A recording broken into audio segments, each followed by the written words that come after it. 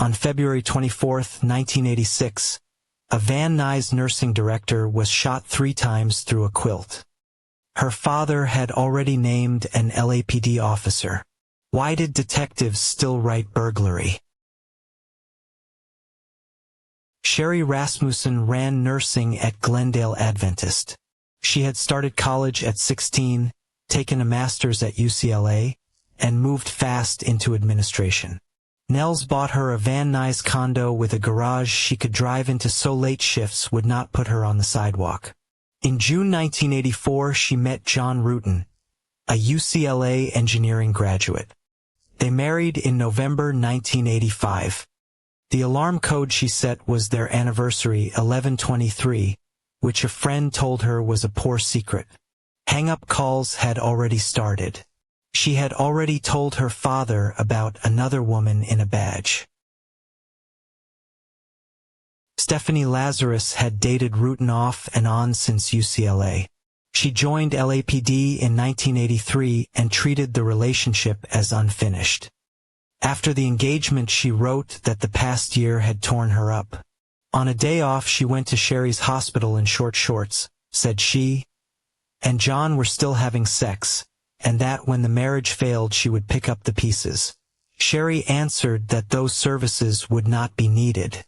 Lazarus's reply, as Sherry told Nels, "If I cannot have John, no one else will."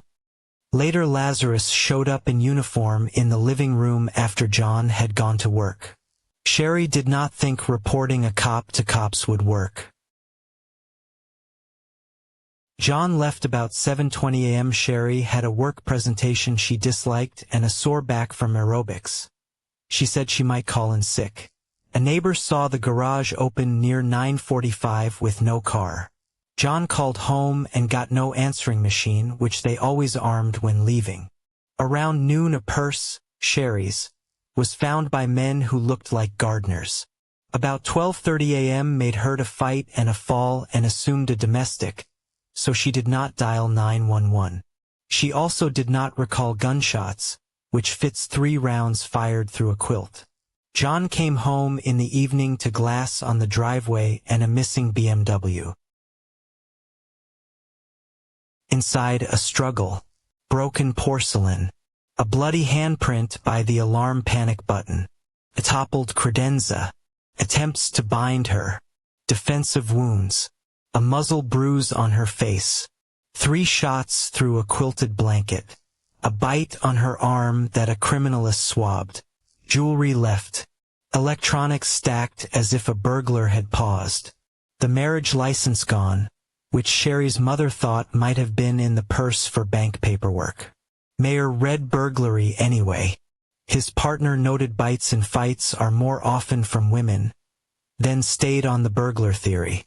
Nels walked in and named Lazarus. Mayer, Nels said, told him there was nothing there.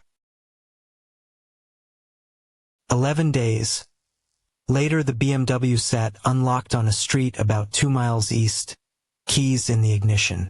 Prints in the car matched neither spouse. Mayer thought that neighborhood housed burglars, which to him confirmed the story. Later burglary arrest did not match the prints. Nels wrote Chief Daryl Gates. Detectives told him he watched too much television. In 1993, he offered to pay for DNA testing and was told they needed a suspect first. And Rule looked at a book, then called back. A retired detective had said the case was too hot to handle. The family reward sat unused. The bite swab sat in storage.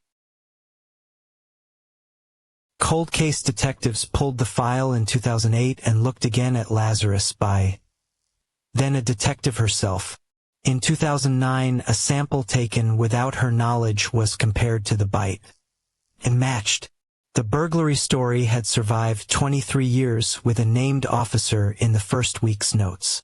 The science did not care about the blue wall. It cared about saliva on a swab from 1986. Lazarus was arrested. At trial in 2012, a jury convicted her of first-degree murder. The sentence was 27 years to life. Nels had been right in the first conversation Mayer waved off. Appeals failed. California's Supreme Court declined further review. At a 2023 parole hearing, Lazarus confessed. The panel first moved toward release. In late 2024, the full board rescinded that grant. The confession does not repair 1986. It does lock the record. The cop Sherry feared was the person who beat her, bit her, and fired through a quilt. Files also suggest some original paperwork that could have pointed at Lazarus earlier was later thin or disturbed, and that Lazarus may have had access in the 1990s. The Rasmussens sued the city and lost. The criminalist who developed the DNA later sued over pressure and retaliation. Mayer thought stealing a car after a burglary was odd, so he imagined two suspects. He thought a long struggle, 45 minutes to an hour and a half in one comment to Nels, was odd for a smash grab. Sherry was 6 feet and trained. 3 close shots through cloth are not an accident in a doorway. A missing marriage license is not stereo equipment. Each of those details was in the 1986 notes. None of them needed 2009 DNA to look like a personal killing. They needed a department willing to investigate one of its own. Sherry told Nels. Nels told Mayer. John, on a second interview, mentioned a jealous former partner and still downplayed the final encounter. Lazarus had been in the living room in uniform. She had been at the hospital in workout clothes. She had written her mother that she was truly in love with John. Diary, teammates, roommate. The obsession was not a secret inside LAPD social circles. It was a secret the homicide table declined to treat as a lead. That choice is the second crime scene, the one made of ignored sentences. The legal status line is now clean in a way 1986 was not. Convicted in 2012. Confessed at a 2023 parole hearing. Still held after a 2024 full board rescission of a release grant. That does not give Sherry the morning of February 24th back, and it does not give Nels the decade of being told he watched too much television. It does mean a bite mark swab outlasted a burglary story. For a department that closed ranks in Hollywood division scandals of that era, this file is the one where biology crossed the wall. She named a cop while she was still alive. Detectives wrote burglary on the first reports. 23 years. Later a bite mark swab wrote Stephanie Lazarus's name anyway, and in 2023 she admitted the killing at parole. The full board later took back a release grant. Nels had been told he watched too much television. That is the documented arc, from a quilt in Van Nuys to a life sentence in state prison. If you want the next case built the same way, documents first. And no invented ending, stay with that rule. Subscribe if you want the next case broken down the same way.